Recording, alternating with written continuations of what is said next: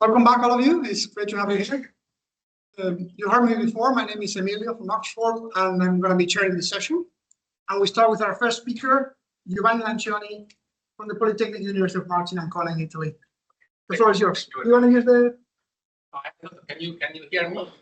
Can you hear? Yeah. So okay. I can. Let's switch it off. Okay, this is joint work with Jacopo Ciambella from University of Rome La Sapienza, and I'm going to speak about modeling of rate-dependent fracture in elastomers, so in rubber. I know that this topic is not properly central of this workshop because of this material, which perhaps this is the only presentation about this material, but here there is fracture and phase field that could perhaps interesting some of you. And okay, I will start with this experiment, which is done by the group of Corey Veron from Nantes, and they have considered a sample of a membrane of rubber.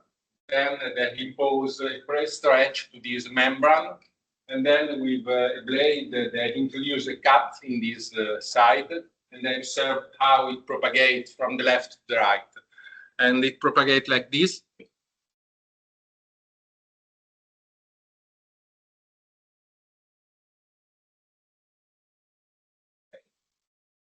As expected. And then they plot the crack speed versus the position of the crack tip, and they observed that as the press stretch increase, also the speed increase. These curves correspond to one press stretch imposed. But in all the case, they have a crack accelerating phase, then a steady state crack propagation, and then a reduction in velocity due to the boundary. And if we plot the steady state velocity as function of the press stretch. This is what have done these Japanese researchers, these Japanese experimentalists. If we plot the steady state velocity as function here of the tearing energy, but the tearing energy is somewhat proportional to the press stretch, to the imposed press stretch. And they have done this for 3 different rubbers with different volume fracture of carbon black. But we can just look to the green squares here, which is for one material, one rubber. And we can distinguish 3 different regimes. One, which is of slow velocity for quite small press stretches. And so here the velocity is the crack velocity is the crack speed is very small. Then we have a jump in the velocity at this point, and we enter this second regime, which is of fast velocity propagation, which, however, is dominated by viscosity because the speed is subsonic. And so the viscosity dominates the propagation. And then we have this third phase of fast velocity propagation, where the speed is transonic, so is above the shear wave speed. And this propagation is dominated by viscosity, but also by inertia, because it is much faster. And what we done here is, I'm sorry, but colors cannot be seen. So, but in any case, we concentrate on this second regime, where the propagation is fast and it is dominated by viscosity, okay? And we develop a model for predicting the behavior here. And which are the main evidences, the main experimental evidences of this phase? They are basically 2. One is that there is a power law.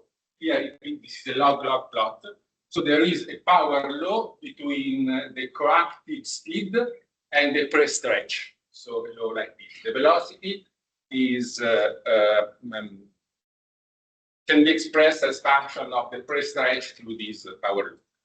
And the second evidence is the profile change from the profile of the crack lips change from parabolic to wedge-like as the crack speed increase. So as the pre-stretch that I have imposed at the beginning is increased. And we want to reproduce these two evidences, these two experimental findings. I introduce very quickly the basic elements of the model, and here the displacement. The deformation gradient is decomposed into the elastic and the viscous deformation gradients, multiplically decomposed. Here, C is the right-to-Chigris tensor, CV is the viscous right-to-Chigris tensor, and the state variables so are U, the displacement, CV that account for the viscous deformation, the viscous strain, and D is the phase field, which goes from between 0 and 1, and we know it. We introduce the reversibility condition, the material incompressibility as well. But since the model is variational, which are the energetic, the energy elements, the energy ingredients that we introduce? Well, we consider this rheological scheme, the Zeeman rheological scheme, where we have two springs, an equilibrium spring and a not equilibrium springs, and this dashpot here. And for the two springs, we consider an isotropic Neo-Hookean material, so only two parameters, the viscous, not viscous, sorry, the equilibrium shear modulus and the not equilibrium shear modulus. Sorry. And here G is the degradation function, because we suppose that both the springs, but also the dashpot can break. And we consider the degradation function usually used in the phase field approaches. And for the viscosity, we introduce two different viscosity. A bulk viscosity, viscosity of the material, related to the strain of the material, and a fractional viscosity. In both the case, the fracture viscous stress of the bulk viscosity and the micro viscous stress of damage of fracture are linear with respect to the corresponding velocities. So we assume the viscous Cauchy microstress proposed by Rees and Govinci in their pioneering paper. And for the viscous microstress, we assume that this microstress is proportional to the damage rate through this coefficient, this viscous coefficient. Well, actually, this micro viscosity account for the time that takes damage to develop. Okay. And then we consider fracture energy. This is the fracture energy according to the AP1 model, which is quite different than the one previously presented, because here the linear, the local term is linear with respect to D and non-quadratic with respect to it. And it accounts for a purely elastic, or in this case, purely viscoelastic phase at the beginning, and then it starts, the damage starts. Okay, so these are all the ingredients into the variational model. We run the variational machinery, and we take the question, macrobalance, fracture microbalance in the form of the Cantaker conditions, and the viscous evolution. Here, I haven't time to discuss all these equations, but I just want to point out that the problem is governed by two characteristic times. One is related to the bulk viscosity, and it is tau v, tau v, and it accounts for the time that viscous deformation takes to flow, to develop. And another one, tau d, another characteristic time, accounts for the time that damage takes to develop.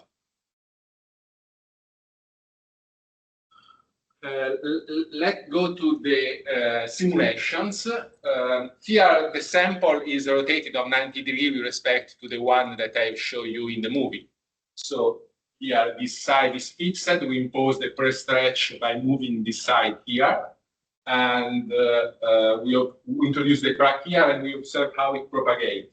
Okay. And since the problem is symmetric, we consider only one alpha and only one part of one arc because of computational reasons. So this is the computational domain, and we expect that the crack, after introduce the notch here, propagate upward. We consider dimensionless quantity, tau, for time and space by dividing time through tau p, the fracture characteristic time, and by dividing the space through the internal length of the phase field model. And the nice thing is that the problem is governed by only three parameters, three dimensionless parameters, which are one, beta, the ratio between the knot equilibrium and the equilibrium shear moduli, P, which is a dimensionless version of the fracture toughness, and tau, which is the ratio between the bulk and the damage characteristic time. Okay, and we want to understand which is the effect of these parameters, in particular of beta and tau, on the crack propagation and on the speed. So the simulation is constituted by three phases. This is the sample. First phase, pre-stretch. So we pre-stretch the sample. Second phase, introduce a cat by introducing a segment here with d equal to 1. Okay. And third phase, propagation. We observe how crack propagates from the bottom to the top.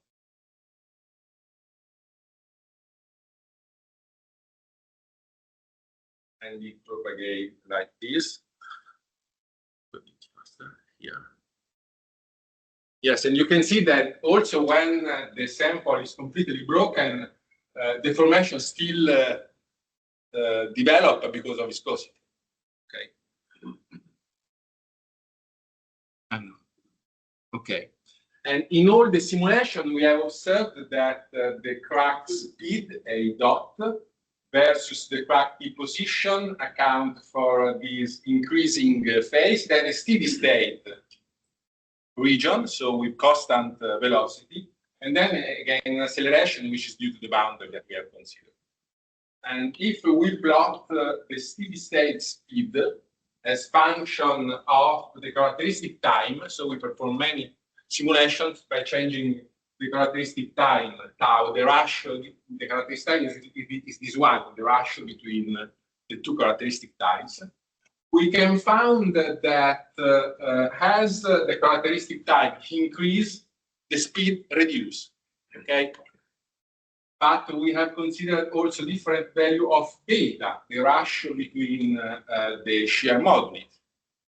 And we can notice that increasing the value of beta, the velocity, the crack speed velocity also increases. This is quite counterintuitive because increasing beta, the stiffness of the material increase, and we expect that if the stiffness of the material increase, also the crack speed increase. And here it is the opposite. Why? We will see. Okay, let's try to understand why by increasing tau, the crack speed reduce. Here we fix all the other parameters and we change only tau, and tau increase here. And here we plot the contour. These are the contour plot of the displacement, the normal of the displacement rate, displacement of the velocity. And we can notice that the velocity attains its maximum values around the crack tip as expected.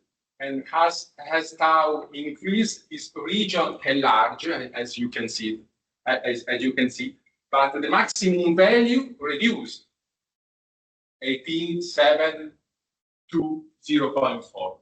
So what happened here is that the material takes time to develop because of the viscosity.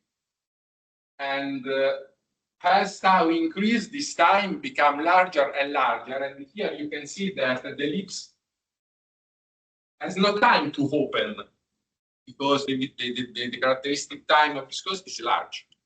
And so the tearing effect of the ellipse is reduced. And this reduces the velocity. And this explains why the velocity, the fracture speed reduces as tau increase. Okay.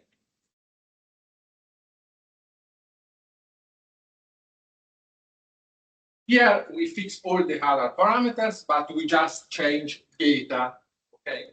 And we increase beta going from the picture from the left to the right. And we have that the region where the velocity, the bulk velocity is large, is more or less always of the same shape, but the maximum value reduced, as you can see here. So why the speed, the crack speed reduce as beta increase? Well, the explanation that we have done is that by increasing beta, we increase the stiffness Mounet, because the expression of beta is this one. Is. And so this makes the development of elastic strain energetically more costly. Okay. And so the system prefer to develop viscous strain more than elastic strain, but viscous strain requires time. And so the system takes time in this way, reducing the crack speed propagation and reducing also the velocity of the bulk material. And to conclude, I will just show the reproduction by the model of the two evidence that I have seen you, that I have shown you at the beginning. First, the power law between pre-stretch and crack speed. The blue curves are the curves from simulations compared with the experimental curves, which are yellow, and at least for quite large pre-stretches, the power law is captured. And finally, also the change in the crack lips profile, moving from low value of pre-stretch to large value of pre-stretch, it is also captured. Here we have a parabolic shape, and here we have an angle here, a wedge-like shape. And with this, I can conclude. I hope to be in time. Okay, thank you. Thank you, Sita. I have a lot of questions. I believe the audience has some too as well. Questions? We have time for one or two questions. Otherwise, I'll start. Maybe I'll bring the ice. So I have a lot of questions. Let me pick.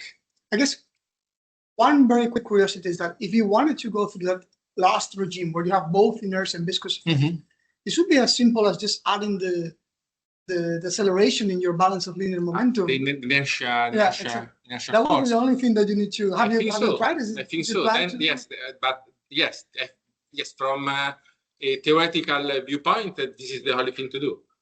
I think so. We are working on this. Yeah.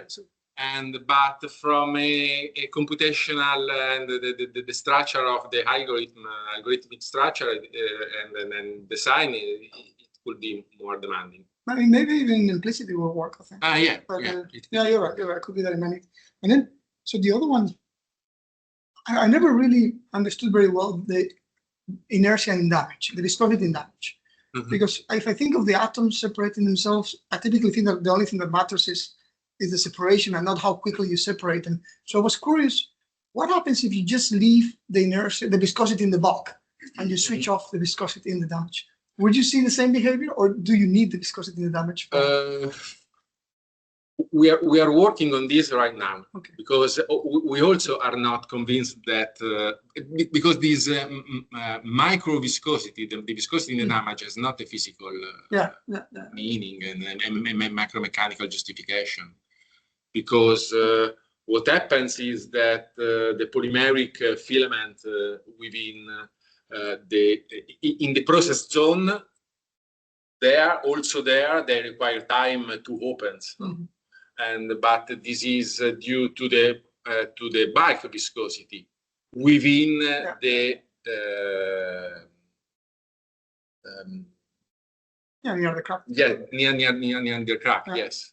I'm curious to see what yes, happens. we are working on this. I guess convergence might be a bit tricky also, given that you have large strains in compressibility. Yeah, because this viscosity usually is introduced for computational purposes, just to for stability. Oh, very interesting. Any last question? Okay, if not, we thank the speaker once again. Thank you.